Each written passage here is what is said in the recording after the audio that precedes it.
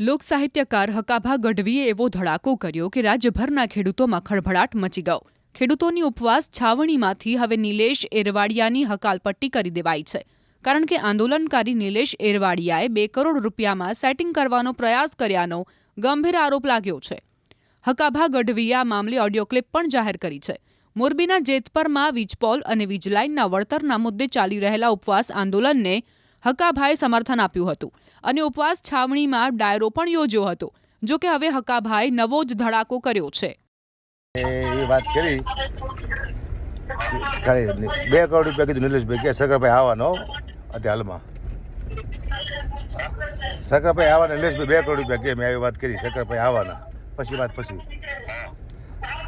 તો એ કે કાલે ફોન કર્યો એમ કીધું એટલે આજ ફોન કરવાનો મારે હે ને અને ચોખ્ખું કહી દઉં ને સરકારભાઈ આવવાના ખાલી પછી નિર્ણય પછી લેવાનો 2 કરોડ કીધું કે વધારે કહેવા બોલો મારે 1 રૂપિયા જોતું જો તમે હે ને 2 કરોડ મારી જતા હોય ને તો હું અહીંયા સુધી લઈ જાઉં. અહીંયા હું જવા મળી જાઉં ને મારે માટે બહુ મહત્વ નહીં. મને જશ મળવો જોઈએ, તમને પૈસા મળવા જોઈએ. આપણે રેકોર્ડિંગ થતા હોય ઉપર ખબર ન હોય તમને. ઓકે હાલો. ઓડિયો ક્લિપ જાહેર કરવાની સાથે જ હકાભાએ એરવાડિયાને વિશ્વાસઘાત કરનાર ગણાવ્યા. જો કે એરવાડિયાએ તમામ આરોપોને નકારી કાઢ્યા અને કહ્યું કે આંદોલનને દબાવવા માટે આ પ્રયાસ થઈ રહ્યા છે. આ કામ મન હોય હું તો કે જવું નહીં.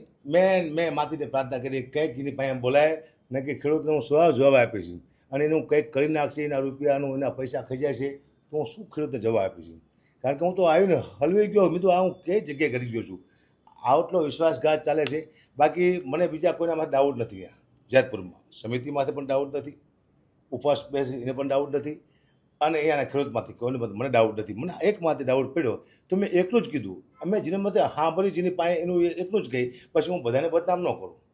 હું ઘણા ટાઈમથી કહું છું કંઈક લોચો છે અહીંયા. હું એક ઈશારો કરતો હતો સમિતિને અને અહીંયાના ખેડૂતોને કે મારી પાસે કદાચ કોઈક આવે. આ લોકો મને અહીંયા જવા દેતા નહોતા, ના જ પાડતા હતા. મને ગારો પણ બોલવામાં આવ્યો ત્યાં શું આ બાપાનું ઠાર્યું છે.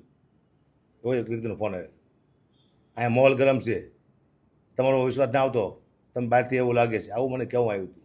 બીજું સમય આવશે એકવાર આંદોલન પૂરું થાય પછી આ વાર્તા કરું.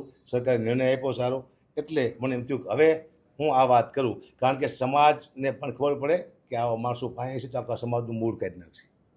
આવા માણસો હશે તો સમાજને ક્યાંય મોં દેખાડવા નહીં રહેવા દે.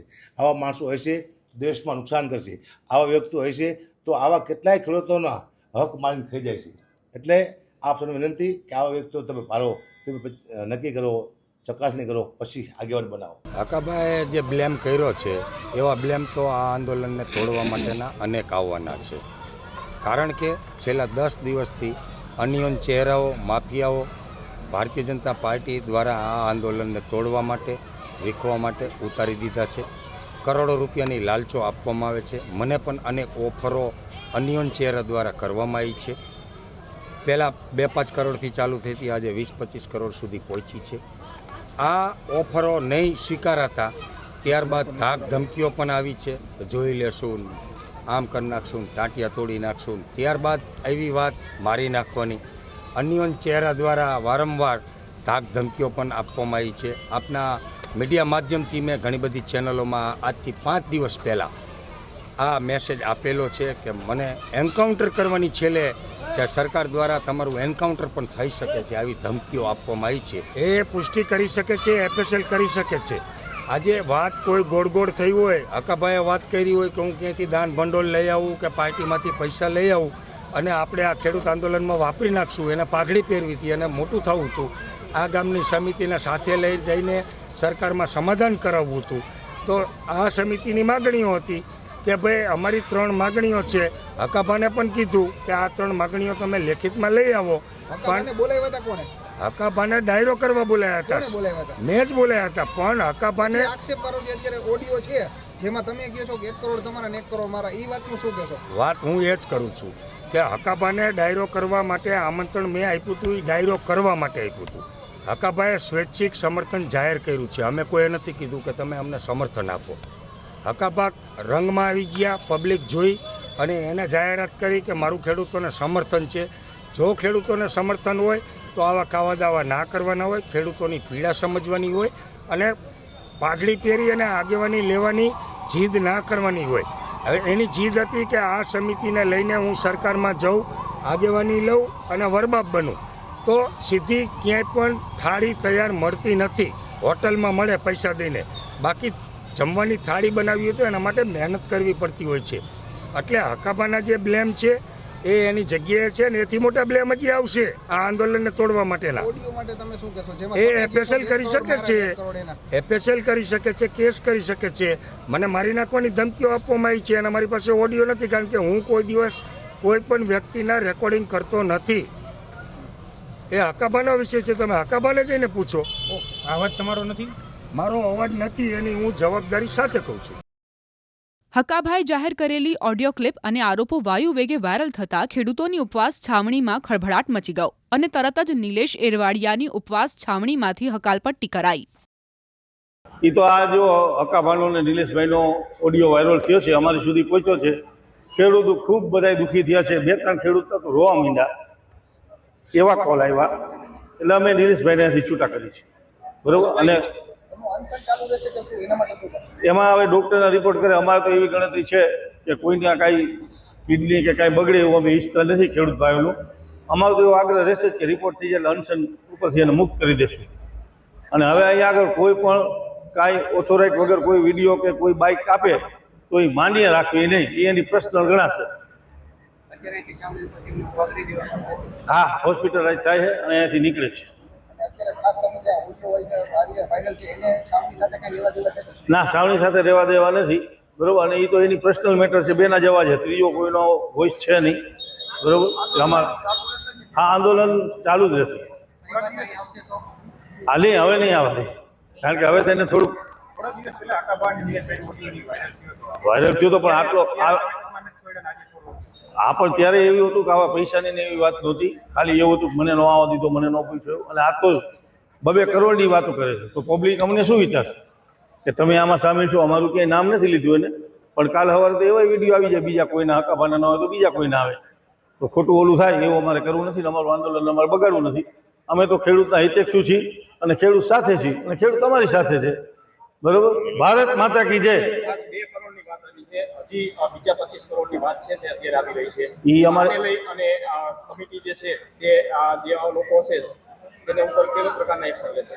જો એ અમારી સુધી આવી નથી હજી, પણ આવે અને અમારું નામ હશે તો અમે સ્ટેટમેન્ટ આપશું કંઈક. જે હકાભા દ્વારા મારા ઉપર આક્ષેપ પ્રત્યાક્ષેપ થયેલા છે, ઓડિયો વિડીયો વાયરલ કંઈક થયેલા છે, એ સંદર્ભમાં મારા હિસાબે જો આ છાવણી બદનામ થતી હોય, મારી આમ પણ તબિયત સારી નથી, આજે 17મો દિવસ છે, મારી લોહીની ટકાવારી 5 થી 5.5% છે.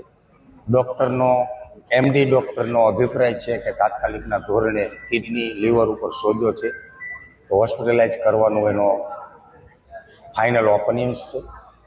અને આ ઇન્સ્ટન્ટથી કાંઈ પણ આક્ષેપ પ્રત્યાક્ષેપથી મારી ખેડૂતોની છાવણી જો બદનામ થતી હોય તો હું છાવણી છોડવા માટે જ તૈયાર છું.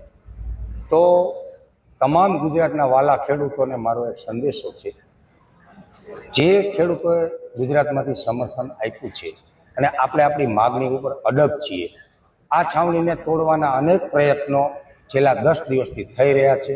મને લોભ લાલચ ને પ્રલોભનો આપવામાં આવી રહ્યા છે, ધાક ધમકીઓ આપવામાં આવી રહી છે. ભાજપના મળતિયાઓ અને એના બુટલેગરોને આમાં ઉતારી દીધા છે. ક્યાંક ને ક્યાંક આ આંદોલનને તોડવા માટેના પ્રયત્નો થઈ રહ્યા છે. તો મારી શોર્ટ ઇન વન છે કે આ આંદોલનને તોડતા નહીં, મજબૂતાઈથી સમર્થનથી, આપ જેવું સમર્થન આજ સુધી ખેડૂતોએ આપ્યું છે એવું સમર્થન આપજો. અને આવનારા સમયમાં જે કંઈ જેતપુર સમિતિ આજે નિર્ણય લે છે તો કાલે આપણે આ આંદોલનને ગુજરાત લેવલે લઈ જશું. આપણી માગણીઓ પૂરી નહીં થાય તો આપણે ગુજરાત લેવલે આ આંદોલન લઈ જશું. આપણે હક અધિકાર અને ન્યાયની લડત છે ખેડૂતોના, તો એ લડત ગુજરાતના પ્લેટફોર્મ ઉપર લઈ જશું અને ગુજરાતની 18 વરણની કમિટી બનાવશું. અને જે કાંઈ કરવું પડશે આગળની લડત, એ લડતમાં હું સાથે સામે લઈશ, ભાગીદારી લઈશ. છેલ્લા શ્વાસ સુધી મેં આ સ્ટેજ ઉપરથી જાહેરાત કરેલી છે કે મારા છેલ્લા શ્વાસ સુધી આ ખેડૂતની લડત હું મૂકીશ નહીં, પણ મારા હિસાબે જો છાવણી ક્યાંય બદનામ થતી હોય આક્ષેપ પ્રત્યાક્ષેપથી તો હું આ છાવણી મૂકી અને હોસ્પિટલાઇઝ થવા આજે અમસ્તો હું હોસ્પિટલાઇઝ થવાનો હતો સાંજે તો હું અત્યારે વહેલો થઉં છું પણ આ છાવણીને કોઈ પણ દાગ કે ક્યાંય બદનામ ન થાય એવી તમામ ખેડૂત મિત્રોને મારી નમ્ર અરજ છે. તમે અનશન પૂરા કરો છો કે ચાલુ? મારા અનશન જે કંઈ સમિતિ નિર્ણય લેશે એ મને શિરોમાન્ય રહેશે. અત્યારે હું હોસ્પિટલાઇઝ થઉં છું, મારી તબિયત નાજુક છે, એટલે જે કંઈ આ ગામની સમિતિ નિર્ણય લેશે એ મને શિરોમાન્ય છે. સવારે તમે કીધું કે 5 કલાકની ગાડી લઉં છું, અત્યારે 4 કલાકનો તમે ફરી રહ્યો એમ કીધું તો હું દાખલ મારા લોહીની ટકાવારી 5.5% છે. આપ સમજી શકો છો. તમારું 14 થી 16 છે. હું અત્યારે પણ વાઇબ્રેટિંગ લઉં છું. આપને જ્યારે આ ઓપનિંગ આપી રહ્યો છું ત્યારે તો હું સીધો જ અહીંથી આઈસીયુમાં જાઉં છું. આ બધા મારા મિત્રો છે, સમર્થકો છે, મારી ટીમ છે. મારી ટીમને મારા હિસાબે કોઈ તકલીફ પડે એવું હું ઈચ્છતો નથી કે મારા હિસાબે આ છાવણીને કોઈ પણ દાગ ઉડે. આ છાવણી ખેડૂતોની છે, ગુજરાત ખેડૂતોની છે, નહીં કે નિલેશ એરવાડિયાની. નિલેશ એરવાડિયા સમર્થન આપવા માટે પહેલા દિવસથી અહીંયા છે અને છેલ્લા દિવસે પણ નિલેશ એરવાડિયા હશે.